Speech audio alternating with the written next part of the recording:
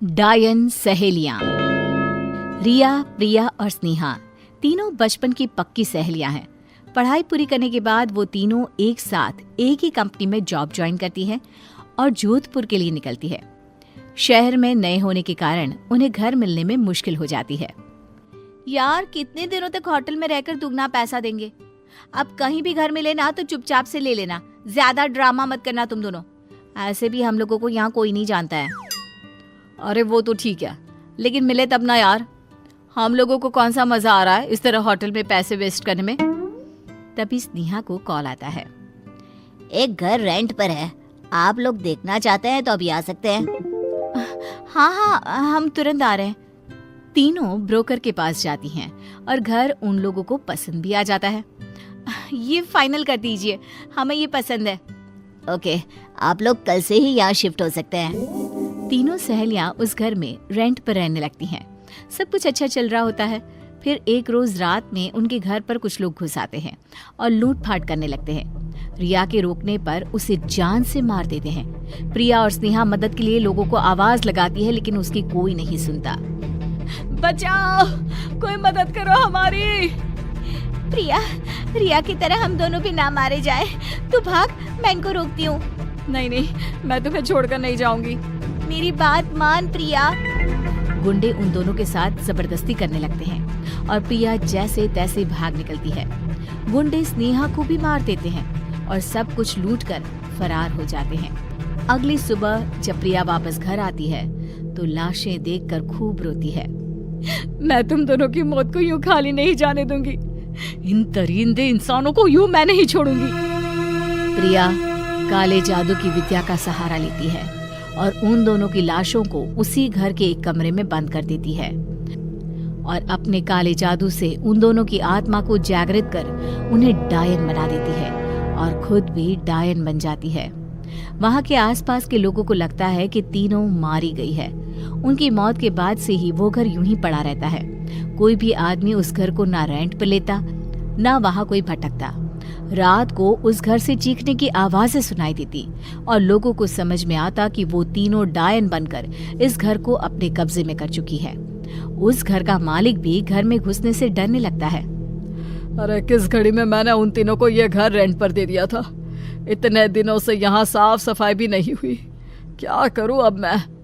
प्रदीप अपना दिमाग चलाता है और एक गरीब नौकर को बहला फुसला कर कहता है, अगर तुम इस घर की सफाई अच्छे से कर दोगे ना तो मैं तुम्हें 3 गुने पैसे दूंगा। वैसे अभी दिवाली भी आ रही है, तेरा भी काम हो जाएगा। लेकिन साहब, मैंने सुना है वहाँ डायनों ने अपना घर बना रखा है। अरे यह सब अफवाह है। देख ले, तेरे पास खाने के लिए पैसे तक नहीं है। मुझे क्या है, इतने पैसे में तो कोई भी काम कर देगा। नहीं साहब, मैं करता हूँ, अब चिंता मत कीजिए। नौकर घर के अंदर चला जाता है और पूरे दिन साफ सफाई करने के बाद बुरी तरह थक जाता है। साहब ठीक ही कह रहे थे, यहाँ कोई डायन वायन नहीं है। चलो यहीं सो जाता हूँ, कल सुबह चला जाऊंगा। नौकर उसी घर में सो जाता है और आधी रात होते ही उसे चीखने और चिल्लाने की आवाजें आने लगती है। बचाओ! इन दरिंदों से हमें बचाओ! बचाओ! नौकर उठता है और इधर उधर देखने लगता है, लेकिन उसे कुछ दिखाई नहीं देता। फिर एक बंद कमरे में उसकी नजर पड़ती है। ये हमरा वहम होगा। इतना सुन लिबा है इस घरवा के बारे में कि हमरे कान बजने लगे हैं। अरे यार, ये कमरा तो हम साफ ही नहीं किए। अच्छा अभी कर ले बता, नहीं तो साहब को मौका मिल जाएगा पैसवा काटने का। नौकर उस अजीब से बंद कमरे को जैसे ही खोलता है, उसके पैर से कुछ टकराता है। वो नीचे देखता है तो भयानक बड़े मुंह वाली डायन रेंगते हुए उसकी ओर आ रही है। डायन को देखकर उसके चेहरे का रंग उड़ जाता है। डर से वो दीवार की ओर लग जाता है। जैसे ही वो ऊपर देखता है, एक डायन ऊपर से उसकी ओर उछलती है और एक उसके पीछे से। तीनों मिलकर उसे दबोच लेते हैं और उसकी मौत हो जाती है। इस हादसे के बाद ये घर बिकना और भी मुश्किल हो जाता है। फिर एक रोज मोहन एक सस्ते और अच्छे घर की तलाश में रहता है और प्रदीप उसे ये घर पानी के भाव ऑफर करता है। क्या हुआ यार, इतना सस्ता और अच्छा घर यहाँ तो मिल पाना मुश्किल है। अरे यार, यहाँ डायनों का कब्जा है। मैंने कुछ लोगों को बातें करते सुना है। अगर कुछ हुआ तो हम क्या करेंगे? अरे यार, ये सब घर ना बिकने देने के बहाने हैं। तुम ले रहे हो या फिर मैं ले लूं? मोहन घर खरीद लेता है और अपने पूरे परिवार के साथ घर में रहने लगता है। कुछ दिन बीत जाते हैं, सब कुछ ठीक चल रहा होता है। मैं बेकार में ही टेंशन ले रहा था, सब कुछ तो सही है। उसी रात मोहन का भतीजा खेलते खेलते उस बंद कमरे को खोल देता है। उस कमरे में बहुत अंधेरा होने के कारण वो रोने लगता है और जैसे ही उसकी माँ उसकी आवाज़ सुनकर उस कमरे में जाती है, कमरा खुद ब खुद बंद हो जाता है और तीनों डायन जोर जोर से हंसने लगती है और उन दोनों को मार देती है। डायनों की आवाज़ें घर में गूंजने लगती है। शकुंतला आवाज़ें सुनकर इधर उधर घूमने लगती है और उस कमरे को खोल देती है। अपने पोते और बहू की लाश को देखकर शकुंतला की चीख निकल जाती है। तीनों डायन घर में घूमने लगती है।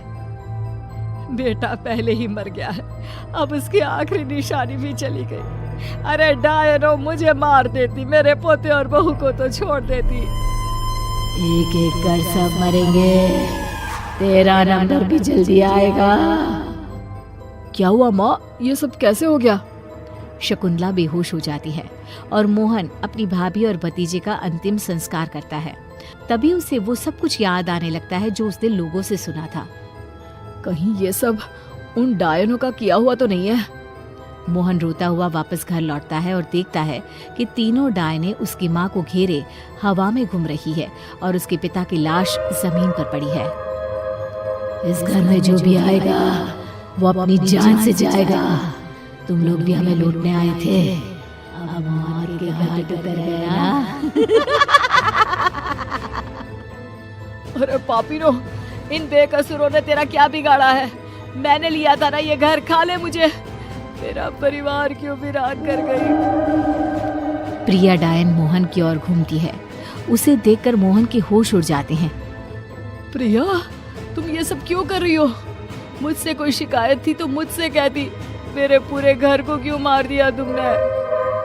मोहन को रोता देख प्रिया अपने असली रूप में आ जाती है और रोते हुए अपने साथ बनी सारी बातें उसे बता देती है। मोहन, मुझे पता नहीं था कि ये तुम्हारे परिवार के लोग हैं।